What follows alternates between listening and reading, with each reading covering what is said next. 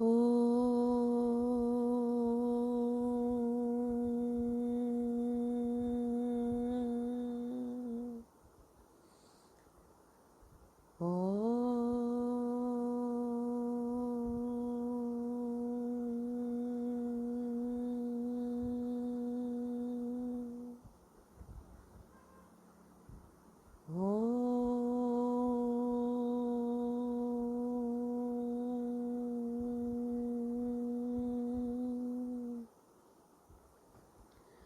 गुरु ब्रह्मा गुरुर्विष्णुः गुरुर्देवो महेश्वरः गुरुः साक्षात् परब्रह्म तस्मै श्री गुरवे नमः।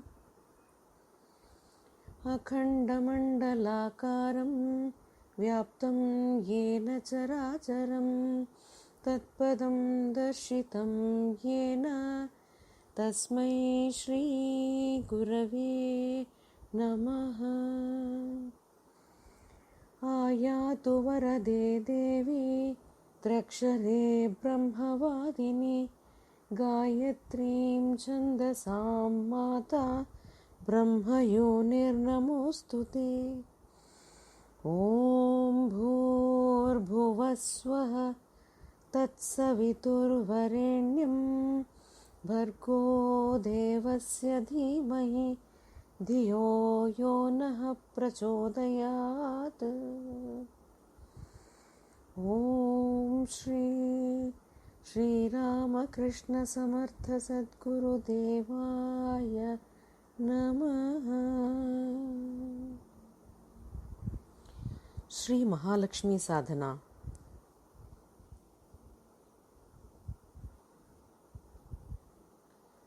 सदियों से भारतीय संस्कृति अपने प्राचीन और सनातन वैदिक धर्मों के आधार पर जीवित और सुरक्षित रही है। यद्यपि प्राचीन काल में परिवहन और संचार की कोई सुविधा नहीं थी, फिर भी इस वेद भूमि, पुण्य भूमि और कर्म भूमि का अपार ज्ञान सीमाओं और महाद्वीपों को पार कर गया है। इसमें इस महान भूमि को भौतिक और आध्यात्मिक पहलुओं के बारे में अपार प्रसिद्धि अर्जित की है। हम इस भूमि को माता के रूप में स्वीकार करते हैं और उसका गुणगान करते हैं। इस तरह का दृष्टिकोण अनेक आक्रमणों के बाद भी इस राष्ट्र की संस्कृति और विरासत को बनाए रखने में सर्वोपरि रहा है। इन अक्षुण्ण मान्यताओं और परंपराओं का सम्मान और स्वीकृति मिली है, उनका पालन किया गया है और सीमाओं के पार भी वे आदर्श बने हुए हैं। इसमें हमें भी जगतगुरु पद के लिए अग्रणी भी बनाया है। भारत को रत्नगर्भ, अन्नपूर्णा और अनेक प्रकार की संपदाओं का जन्मस्थान कहा जाता है। इसका कारण है पूजा अर्चना की विधि विधान, जिनका पालन कई दशकों और युगों से व्यवस्थित रूप में किया जाता आ रहा है। महालक्ष्मी साधना उन परंपराओं में से एक है जिसने देश और दुनिया में समृद्धि और सुहाल लाई है। धीरे धीरे समय के साथ ये वैदिक प्रथाओं और कम होती गई, भुला भी दी गई। इस साधना को लाने का उद्देश्य खोई हुई महिमा और समृद्धि को पुनः प्राप्त करना है। पूज्य जिल्लेलमुड़ी अम्मा के आशीर्वाद से हमारे मास्टर जी डॉक्टर एम श्री रामकृष्ण जी ने इस महालक्ष्मी साधना पद्धति को फिर से अभ्यास में लाने का गहन संकल्प लिया है। इससे पहले जगत गुरु श्री विद्यारण्य स्वामी जी विजयनगर साम्राज्य को समृद्ध बनाने के लिए इस महालक्ष्मी साधना का उपयोग करने के लिए जाने जाते थे। श्री जगत गुरु श्री विद्यारण्य स्वामी जी। जगत गुरु श्री विद्यारण्य स्वामी को विजयनगर साम्राज्य के संस्थापक हरिहर प्रथम और बुक्का राय प्रथम के राजा निर्माता, संरक्षक संत और उच्च पुजारी के रूप में जाने जाते थे। वे 1380 और 1386 तक श्रृंगेरी शारदा पीठम के 12वें जगत गुरु थे। जगत गुरु श्री विद्यारण्य स्वामी जी एक महान श्री विद्या उपासक थे और उन्होंने साम्राज्य के धन समृद्धि उत्पन्न करने के लिए इस संपुटी मंत्र को उपयोग किया है। यह दुर्गा, महालक्ष्मी और ललिता का एक शक्तिशाली संयोजन है और इसका जाप भौतिक और आध्यात्मिक दोनों लाभों के लिए किया जाता है। श्री महालक्ष्मी भौतिक धन, प्रसिद्धि और आध्यात्मिक ज्ञान की अतुलनीय संपत्ति प्रदान करती है। इसके अलावा दुर्गा के रूप में वह सभी बुराइयों को भी खत्म करती है। सामूहिक रूप से इस साधना का अभ्यास करने से न केवल व्यक्तिगत रूप से बल्कि भारत के गौरव को पुनः प्राप्त करने में मदद मिलती है। श्री महालक्ष्मी समृद्धि यानी ऐश्वर्य का प्रतिनिधित्व करती है, जिसका अर्थ है अच्छा स्वास्थ्य और आवश्यक संसाधन। जैसा कि कहावत है, अच्छा स्वास्थ्य ही समृद्धि है। आइए हम सब मिलकर इस अद्भुत साधना का सर्वोत्तम उपयोग करें। साधना पद्धति। एक वर्ष में 12 अमावास्या नवचंद्र चक्र में होती है। सबसे महत्वपूर्ण अमावास्या दीपावली का अमावास्या है, जो आश्वयुज चंद्र महीने में आती है। ऐसा कहा जाता है कि इस अवसर पर श्री महालक्ष्मी प्रकट होती है। घर और व्यावसायिक स्थलों पर इस अवसर पर दीप जलाने और महालक्ष्मी पूजा करने की प्रथा है। कार्तिक दीप ज्ञान का दीपक है, महालक्ष्मी को आकर्षित भी करती है। 11 महीने तक हर अमावस्या के दिन महालक्ष्मी का साधन करने से, दीपावली के दिन पे पूर्णाहुति करने से अपार आध्यात्मिक परिणाम प्राप्त होते हैं। इस साधना की शक्ति को जानते हुए यह हमारा कर्तव्य है कि हम इस साधना को फिर से व्यवहार में लाएं, जिसके लिए हमें महीने में 5 दिन समर्पित करने की आवश्यकता होती है, जो कृष्ण पक्ष त्रयोदशी, चतुर्दशी, अमावास्या, पाड्यामी और द्वितीया के दिन होते हैं। आश्वयुज कृष्ण पक्ष त्रयोदशी को धन त्रयोदशी भी कहा जाता है। साधना शुरू करने का सबसे अच्छा समय इस शुभ अवसर का दिन होता है। दीप जलाने समय व्यक्ति को असतोमा सद्गमय, तमसोमा ज्योतिर्मय की भावना या मानसिकता रखनी चाहिए। महालक्ष्मी साधना करने का 5 दिवसीय कार्यक्रम। कृष्ण पक्ष त्रयोदशी, श्री महालक्ष्मी साधना को प्रारंभ करें। कृष्ण पक्ष चतुर्दशी, शिव अभिषेक यानी मास शिवरात्रि के दिन शिव अभिषेक करें। अमावास्या, दीपक जलाएं। शुक्ल पक्ष पाड्यमी श्रीम बीज साधना के साथ 108 बार गायत्री जप करें। ओम भूर्भुवः स्वः श्रीं श्रीं श्रीं तत्सवितुर्वरेण्यं भर्गो देवस्य धीमहि धियो यो नः प्रचोदयात्। श्रीं श्रीं श्रीं ये मंत्र जाप करना है। शुक्ल पक्ष के द्वितीय पर व्यक्ति पूर्ण रोग मुक्त जीवन प्राप्त कर सकता है।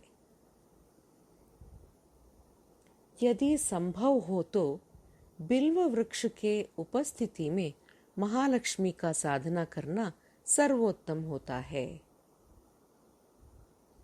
अब श्री विद्यारण्यपोक्त बीज मंत्र संपुटित श्री सूक्त पारायण क्रम। ध्यानम् अरुणकमल संस्था तद्रजः पुंजवर्णा करकमल दृष्टेष्टा भीति युग्माम्बुजाता मणिमकुट विचित्रालंकृत पद्मजालः सकल भुवन माता संततं श्रीः श्रियै नमः। लं पृथ्वी तत्त्वात्मिकायै श्री महायोगेश्वरी देव्यै नमः। गंधं समर्पयामि। हम आकाश तत्त्वात्मिकायै श्री महायोगेश्वरी देव्यै नमः। पुष्पं समर्पयामि। यं वायुतत्त्वात्मिकायै श्री महायोगेश्वरी देव्यै नमः। धूपं समर्पयामि। रं तेजस्तत्त्वात्मिकायै श्री महायोगेश्वरी देव्यै नमः। दीपं समर्पयामि। वं अमृततत्त्वात्मिकायै श्री महायोगेश्वरी देव्यै नमः। अमृतनैवेद्यं परिकल्पयामि। सं सर्वतत्त्वात्मिकायै श्री महायोगेश्वरी देव्यै नमः। ताम्बूलादि सर्वोपचारान् परिकल्पयामि। मूल मंत्र जाप। ये मूल मंत्र जो अब आप सुनने वाले हैं, ये मंत्र को मैं 5 बार पढ़ूंगी। आप लोगों को 108 बार करना पड़ेगा। मूल मंत्र। ओम श्रीं ह्रीं श्रीं कमले कमलालये प्रसीद प्रसीद। श्रीं ह्रीं श्रीं ओम महालक्ष्मी नमः। ओम श्रीं ह्रीं श्रीं कमले कमलालये प्रसीद प्रसीद। श्रीं ह्रीं श्रीं ओम महालक्ष्मी नमः। ओम श्रीं ह्रीं श्रीं कमले कमलालये प्रसीद प्रसीद। श्रीं ह्रीं श्रीं ओम महालक्ष्मी नमः।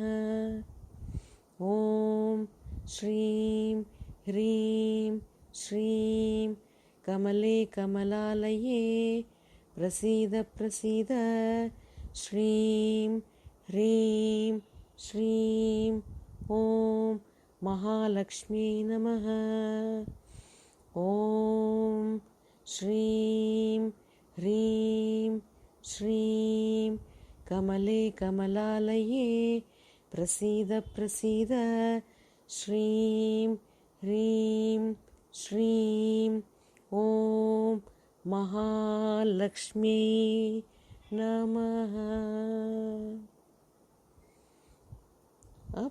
श्री विद्यारण्य प्रोक्त श्री सूक्त विधान। ओम श्रीं ह्रीं श्रीं कमले कमलालये प्रसीद प्रसीद। श्रीं ह्रीं श्रीं ओम महालक्ष्मी नमः। दुर्गे स्मृता हरसि भीतिमशेषजन्तोः स्वस्थै स्मृता मतिमतीव शुभां ददासि। ॐ ऐं हिरण्यवर्णां हरिणीं सुवर्णरजतस्रजां चन्द्रां हिरण्मयीं लक्ष्मीं जातवेदो ममावह। ऐं ॐ दारिद्र्यदुःखभयहारिणी कात्वदन्या सर्वोपकारकरणाय सदाद्रचित्ता। ॐ श्रीं ह्रीं श्रीं कमले कमलालये प्रसीद प्रसीद। श्रीं ह्रीं श्रीं ॐ महालक्ष्मी नमः। ॐ श्रीं ह्रीं श्रीं कमले कमलालये प्रसीद प्रसीद। श्रीं ह्रीं श्रीं ॐ महालक्ष्मी नमः। दुर्गे स्मृता हरसि भीतिमशेषजन्तोः स्वस्थै स्मृता मतिमतीव शुभां ददासि। ॐ ह्रीं तां आवह जातवेदो लक्ष्मी मनपगामिनीं यस्यां हिरण्यं विन्देयं कामश्वं पुरुषानहं। ह्रीं ॐ दारिद्र्यदुःखभयहारिणी कात्वदन्या सर्वोपकारकरणाय सदार्द्रचित्ता। ॐ श्रीं ह्रीं श्रीं कमले कमलालये प्रसीद प्रसीद। श्रीं ह्रीं श्रीं ॐ महालक्ष्मी नमः। ॐ श्रीं ह्रीं श्रीं कमले कमलालये प्रसीद प्रसीद। श्रीं ह्रीं श्रीं ॐ महालक्ष्मी नमः। दुर्गे स्मृता हरसि भीतिमशेषजन्तोः स्वस्थै स्मृता मतिमतीव शुभां ददासि। ॐ श्रीं अश्वपूर्वां रथमध्यां हस्तिनादप्रबोधिनीं श्रियं देवीमुपह्वये श्रीर्मा देवी जुषतां। श्रीं ॐ दारिद्र्यदुःखभयहारिणी कात्वदन्या सर्वोपकरणाय सदाद्रचित्ता। ॐ श्रीं ह्रीं श्रीं कमले कमलालये प्रसीद प्रसीद। श्रीं ह्रीं श्रीं ॐ महालक्ष्मी नमः। ॐ श्रीं ह्रीं श्रीं कमले कमलालये प्रसीद प्रसीद।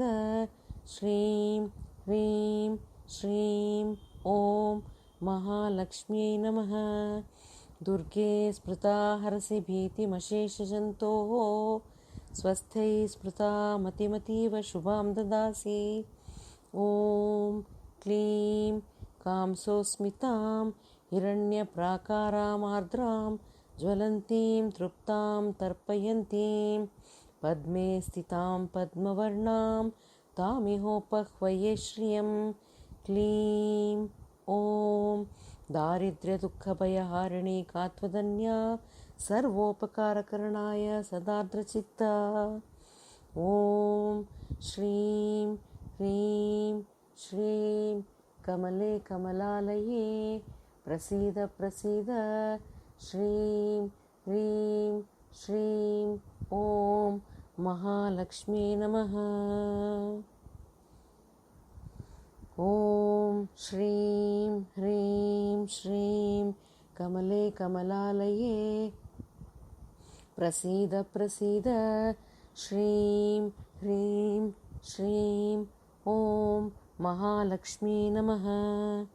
दुर्गे स्मृता हरसि भीतिमशेषजन्तोः स्वस्थे स्मृता मतिमतीव शुभां ददासि। ॐ वद वद चन्द्रां प्रभासां यशसा ज्वलन्तीं श्रियं लोके देवजुष्टामुदारां तां पद्मिनीं ईं शरणमहं प्रपद्ये अलक्ष्मीर्मे नश्यतां तां वृणे। वद वद ॐ दारिद्र्यदुःखभयहारिणी कात्वदन्या सर्वोपकारकरणाय सदार्द्रचित्ता। ॐ श्रीं ह्रीं श्रीं कमले कमलालये प्रसीद प्रसीद श्रीं ह्रीं श्रीं ॐ महालक्ष्मी नमः। ॐ श्रीं ह्रीं श्रीं कमले कमलालये प्रसीद प्रसीद श्रीं ह्रीं श्रीं ॐ महालक्ष्मी नमः। दुर्गे स्मृता हरसि भीतिमशेषजन्तोः स्वस्थे स्मृता मतिमतीव शुभां ददासि। ॐ वाग्वादिनी आदित्यवर्णे तपसोऽधिजातो वनस्पतिस्तव वृक्षोऽथ बिल्वः तस्य फलानि तपसानुदन्तु मायान्तरायाश्च बाह्या अलक्ष्मीः। वाग्वादिनी ॐ दारिद्र्यदुःखभयहारिणी कात्वदन्या सर्वोपकारकरणाय सदार्द्रचित्ता। ॐ श्रीं ह्रीं श्रीं कमले कमलालये प्रसीद प्रसीद श्रीं ह्रीं श्रीं ॐ महालक्ष्मी नमः। ॐ श्रीं ह्रीं श्रीं कमले कमलालये प्रसीद प्रसीद श्रीं ह्रीं श्रीं ॐ महालक्ष्मी नमः। दुर्गे स्मृता हरसि भीतिमशेषजन्तोः स्वस्थै स्मृता मतिमतीव शुभां ददासि। ॐ ऐं उपैतु मां देवसखः कीर्तिश्च मणिना सह प्रादुर्भूतोऽस्मि राष्ट्रेऽस्मिन् कीर्तिं वृद्धिं ददातु मे। ऐं ॐ दारिद्र्यदुःखभयहारिणी कात्वदन्या सर्वोपकारकरणाय सदार्द्रचित्ता।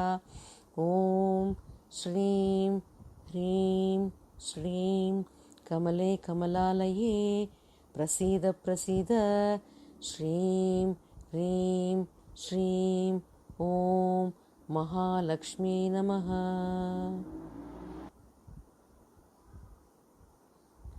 ॐ श्रीं ह्रीं श्रीं कमले कमलालये प्रसीद प्रसीद श्रीं ह्रीं श्रीं ॐ महालक्ष्मी नमः। दुर्गे स्मृता हरसि भीतिमशेषजन्तोः स्वस्थै स्मृता मतिमतीव शुभां ददासि। ॐ सौः क्षुप्तिपा सामलां ज्येष्ठामलक्ष्मीर्नाशयाम्यहम् अभूतिमसमृद्धिं च सर्वां निर्णुद मे गृहात्। सौः ॐ दारिद्र्यदुःखभयहारिणी कात्वदन्या सर्वोपकारकरणाय सदार्द्रचित्ता। ॐ श्रीं ह्रीं श्रीं कमले कमलालये प्रसीद प्रसीद श्रीं ह्रीं श्रीं ॐ महालक्ष्मी नमः।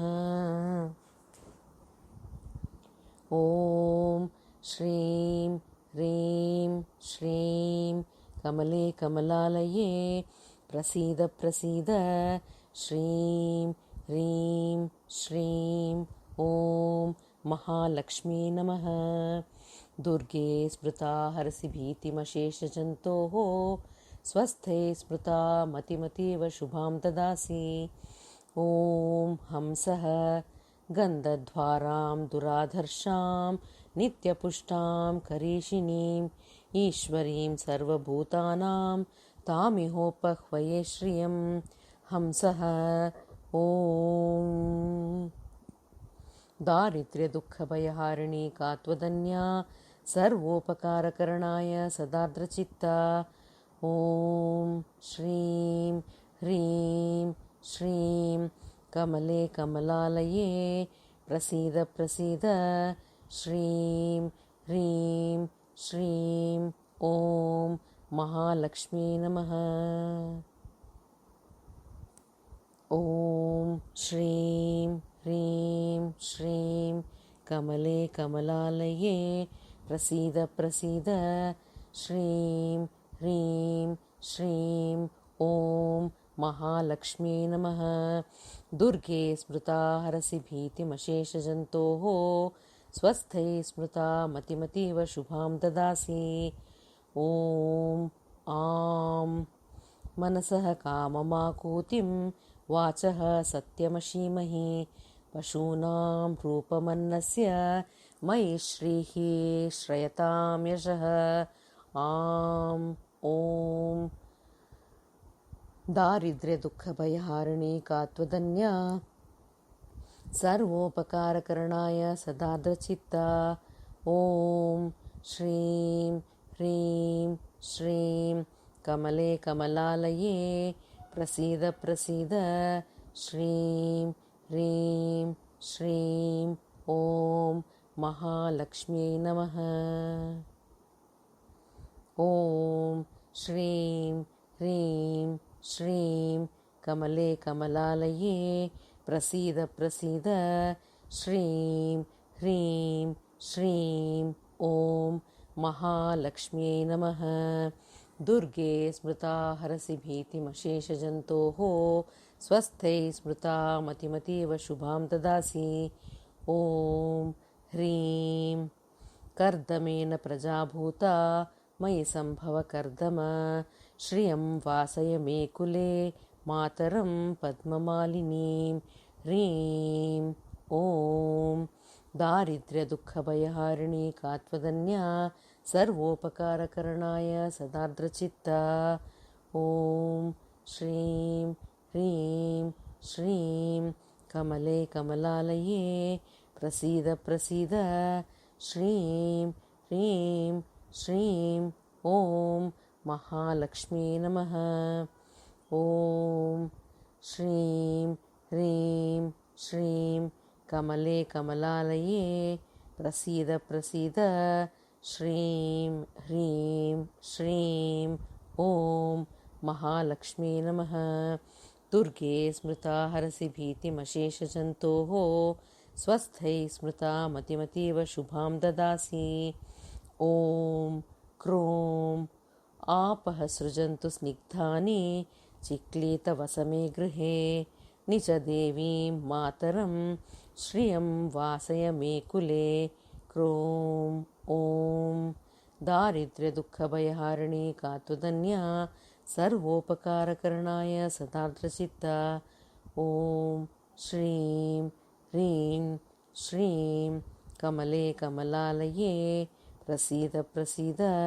श्रीं ह्रीं श्रीं ॐ महालक्ष्म्यै नमः। ॐ श्रीं ह्रीं श्रीं कमले कमलालये प्रसीद प्रसीद। श्रीं ह्रीं श्रीं ॐ महालक्ष्म्यै नमः। दुर्गे स्मृता हरसि भीतिमशेषजन्तोः स्वस्थै स्मृता मतिमतीव शुभां ददासि। ॐ क्लीं आर्द्रां पुष्करिणीं पुष्टिं पिङ्गळां पद्ममालिनीं चन्द्रां हिरण्मयीं लक्ष्मीं जातवेदो ममावह। क्लीं ॐ दारिद्र्यदुःखभयहारिणी कात्वदन्या सर्वोपकारकरणाय सदार्द्रचित्ता ॐ श्रीं ह्रीं श्रीं कमले कमलालये प्रसीद प्रसीद श्रीं ह्रीं श्रीं ॐ महालक्ष्मी नमः। ॐ श्रीं ह्रीं श्रीं कमले कमलालये प्रसीद प्रसीद श्रीं ह्रीं श्रीं ॐ महालक्ष्म्यै नमः। दुर्गे स्मृता हरसि भीतिमशेषजन्तोः स्वस्थै स्मृता मतिमतीव शुभां ददासि। ॐ श्रीं आर्द्रां यःकरिणीं यष्टिं सुवर्णां हेममालिनीं सूर्यां हिरण्मयीं लक्ष्मीं जातवेदो ममावह। श्रीं ॐ दारिद्र्यदुःखभयहारिणी कात्वदन्या सर्वोपकारकरणाय सदार्द्रचित्ता ॐ श्रीं ह्रीं श्रीं कमले कमलालये प्रसीद प्रसीद श्रीं ह्रीं श्रीं ॐ महालक्ष्मी नमः। ॐ श्रीं ह्रीं श्रीं कमले कमलालये प्रसीद प्रसीद श्रीं ह्रीं श्रीं ॐ महालक्ष्मी नमः। दुर्गे स्मृता हरसि भीतिमशेषजन्तोः स्वस्थै स्मृता मतिमतीव शुभां ददासि। ॐ हुं तां म आवह जातवेदो लक्ष्मीमनपगामिनीं यस्यां हिरण्यं प्रभूतं गावो दास्योश्वान् विन्देयं पुरुषानहं। हुं ॐ दारिद्र्यदुःखभयहारिणी कात्वदन्या सर्वोपकारकरणाय सदार्द्रचित्ता ॐ श्रीं ह्रीं श्रीं कमले कमलालये प्रसीद प्रसीद श्रीं ह्रीं श्रीं ॐ महालक्ष्म्यै नमः। ॐ श्रीं ह्रीं श्रीं कमले कमलालये प्रसीद प्रसीद श्रीं ह्रीं श्रीं ॐ महालक्ष्म्यै नमः। दुर्गे स्मृता हरसि भीतिमशेषजन्तोः स्वस्थै स्मृता मतिमतीव शुभां ददासि। ॐ स्वाहा यः शुचिः प्रयतो भूत्वा जुहुयादाज्यमन्वहं श्रियः पञ्चदशचं च श्रीकामः सततें जपेत् स्वाहा। ॐ दारिद्र्यदुःखभयहारिणी कात्वदन्या सर्वोपकारकरणाय सदार्द्रचित्ता ॐ श्रीं ह्रीं श्रीं कमले कमलालये प्रसीद प्रसीद श्रीं ह्रीं श्रीं ॐ महालक्ष्म्यै नमः। ॐ श्रीं ह्रीं श्रीं कमले कमलालये प्रसीद प्रसीद श्रीं ह्रीं श्रीं ॐ महालक्ष्म्यै नमः। दुर्गे स्मृता हरसि भीतिमशेषजन्तोः स्वस्थै स्मृता मतिमतीव शुभां ददासि। ॐ ऐं ह्रीं श्रीं क्लीं वद वद वाग्वादिनी ऐं सौः हंसः आं हीं ह्रीं क्रों क्लीं श्रीं हुं स्वाहा। स्वाहा हुं श्रीं क्लीं क्रों ह्रीं आं हंसः सौः ऐं वाग्वादिनी वद वद क्लीं श्रीं ह्रीं ऐं ॐ नमः। दारिद्र्यदुःखभयहारिणी कात्वदन्या सर्वोपकारकरणाय सदाद्रचित्ता। ॐ श्रीं ह्रीं श्रीं कमले कमलालये प्रसीद प्रसीद। श्रीं ह्रीं श्रीं ॐ महालक्ष्म्यै नमः। ॐ श्रीं ह्रीं श्रीं कमले कमलालये प्रसीद प्रसीद। श्रीं ह्रीं श्रीं ॐ महालक्ष्म्यै नमः। दुर्गे स्मृता हरसि भीतिमशेषजन्तोः स्वस्थै स्मृता मतिमतीव शुभां ददासि। ॐ स्वाहा ऐं ह्रीं श्रीं क्लीं वद वद वाग्वादिनी। ऐं सौः हंसः आं श्रीं क्रों क्लीं श्रीं हुं स्वाहा स्वाहा हुं श्रीं क्लीं क्रों ह्रीं आं हंसः सौः ऐं वाग्वादिनी वद वद क्लीं श्रीं ह्रीं क्लीं श्रीं ह्रीं ऐं ॐ। दारिद्र्यदुःखभयहारिणी कात्वदन्या सर्वोपकारकरणाय सदार्धचित्ता। ॐ श्रीं ह्रीं श्रीं कमले कमलालये प्रसीद प्रसीद। श्रीं ह्रीं श्रीं ॐ महालक्ष्म्यै नमः। ॐ श्रीं ह्रीं श्रीं कमले कमलालये प्रसीद प्रसीद। श्रीं ह्रीं श्रीं ॐ महालक्ष्म्यै नमः। दुर्गे स्मृता हरसि भीतिमशेषजन्तोः स्वस्थै स्मृता मतिमतीव शुभां ददासि।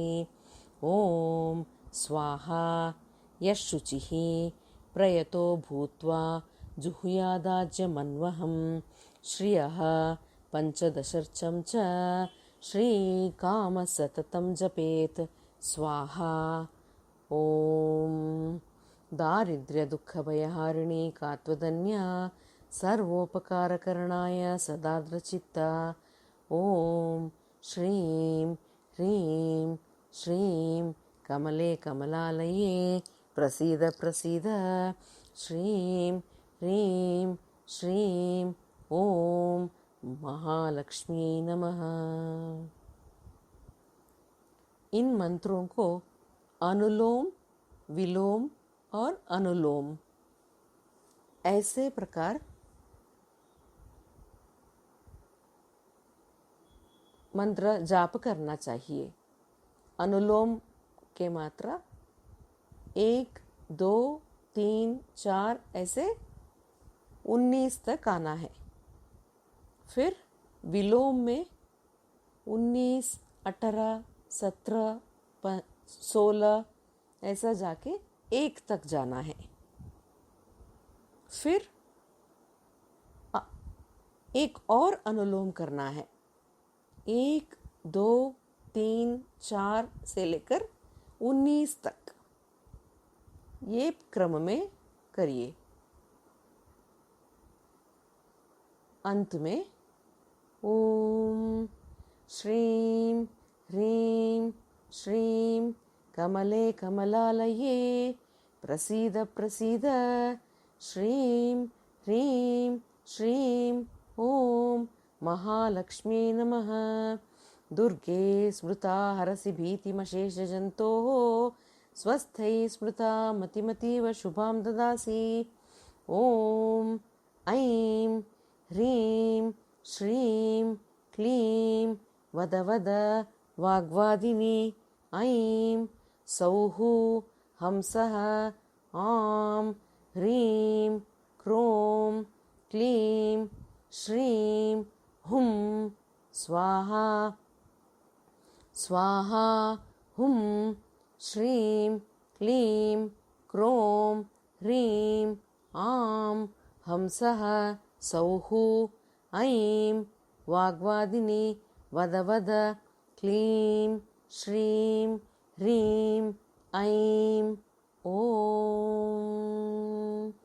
दारिद्र्यदुःखभयहारिणी कात्वदन्या सर्वोपकारकरणाय सदाद्रचित्ता ॐ श्रीं ह्रीं श्रीं कमले कमलालये प्रसीद प्रसीद श्रीं ह्रीं श्रीं ॐ महालक्ष्म्यै नमः।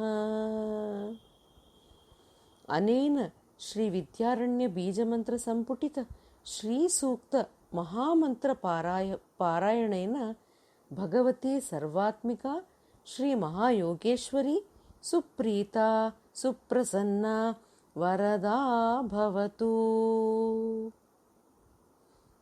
साधना करने के बाद आप उठकर जिस जहाँ पे बैठे थे वहाँ का मिट्टी को अपने उंगलियों में लेकर अपने माथे पे लगाए। जय गुरुदेव।